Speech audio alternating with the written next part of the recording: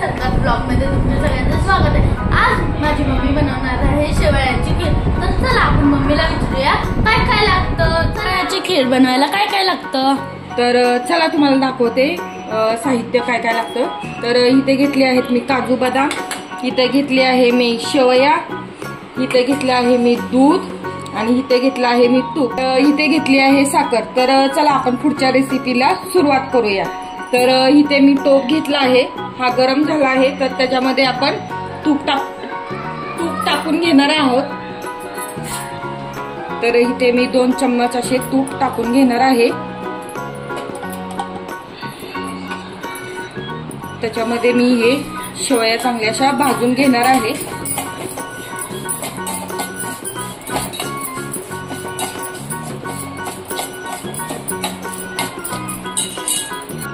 तर इथे मी हे दूध अर्धा लिटर घेतलं आहे। तर चला आपण हे दूध ह्याच्यामध्ये टाकूया। आपले शेवया हे चांगल्या अशा भाजलेले आहेत।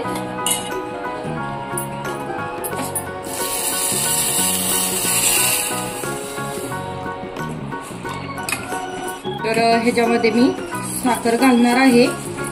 तर तुम्हाला हवं असं गोड तुम्ही ह्याच्यामध्ये साखर घालू शकता। तर इथे बघा मी हे काजू बदाम असे बारीक करून घेणार आहे। तर हे बघा मी अशा प्रकारे हे बारीक करत आहे।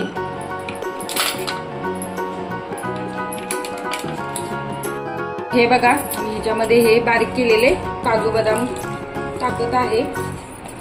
त्याचप्रमाणे इथे मी वेलची पूड घेतली आहे तर ती पण टाकत आहे।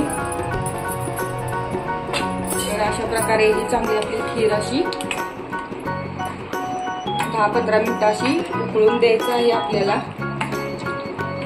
तर कशी वाटली रेसिपी मला कमेंटमध्ये नक्की सांगा।